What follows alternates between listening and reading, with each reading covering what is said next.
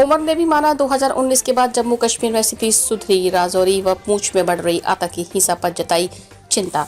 National conference के उपाध्यक्ष उमर अब्दुल्ला ने भी अब मान लिया है कि जम्मू कश्मीर में अगस्त 2019 के बाद स्थिति में सुधार और शांति बहाल हुई है। हालांकि उन्होंने राजौरी पूंछ में बढ़ रही आतंकी हिंसा पर चिंता भी जताई है। इसके अलावा उन्होंने कहा है कि हमने कई विस्थापित कश्मीरी हिंदुओं को सरकारी नौकरी व अन्य कई पैकेजों के लिए प्रोत्साहित करते हुए उन्हें कश्मीर में बसाया है। नेशनल कॉन्फ्रेंस के उपाध्यक्ष उमर अब्दुल्ला ने भी अब मान लिया है कि जम्मू कश्मीर में अगस्त 2019 के बाद स्थिति में सुधार और शांति बहाल हुई है। हालांकि उन्होंने राजौरी पूंछ में बढ़ रही आतंकी हिंसा पर भी चिंता जताई है। इसके अलावा उन्होंने यह भी कहा है कि हमने विस्थापित कश्मीरी हिंदुओं को सरकारी नौकरी व अन्य कई पैकेजों को प्रोत्साहित कर कश्मीर में बसाया था, लेकिन अब वही कश्मीरी हिंदू कश्मीर छोड़ने की अनुमति मांग रहे हैं। उन्होंने जम्मू कश्मीर में विधानसभा चुनाव नहीं कराए जाने पर केंद्र सरकार की मंशा पर सवाल भी खड़े किए। एक समाचार चैनल के साथ बात करते हुए उमर ने कहा कि हमें कतई उम्मीद नहीं थी कि अनुच्छेद 370 को निरस्त कर दिया जाएगा। हमें तो तब पता चला कि जब इसे हटा दिया गया और मुझे मेरे पिता को बंदी बना लिया गया था। 5 अगस्त 2019 को इसे निरस्त किया गया और इससे कुछ समय पहले ही हम तत्कालीन राज्यपाल सत्यपाल मलिक से मिले थे।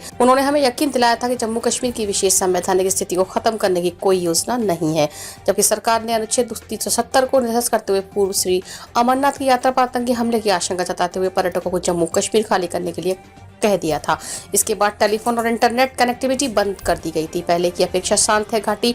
उमर ने कहा कि मुझे यह कहने में कोई हिचक नहीं है कि जम्मू कश्मीर अब अपेक्षाकृत शांत है। अब सड़कों पर कोई विरोध प्रदर्शन नहीं होता, पत्थरबाजी बंद है। कहा जा सकता है कि यह सब अनुच्छेद 370 के निरस्त करने का परिणाम है, लेकिन यह सच नहीं है। जब अनुच्छेद 370 को निरस्त किया गया, कहा गया आतंक व अलगाववाद को खत्म हो जाएगा, मगर आज लगभग 5 वर्ष पूरे होने को हैं। अलगाववादियों की जेबें भरी जा रही हैं। हर सप्ताह एक आतंकी हमले की सूचना आती है। राजौरा पूंछ जैसे क्षेत्र जिन्हें हमने आतंक मुक्त बनाया था, अब फिर से आतंकग्रस्त हो गए हैं।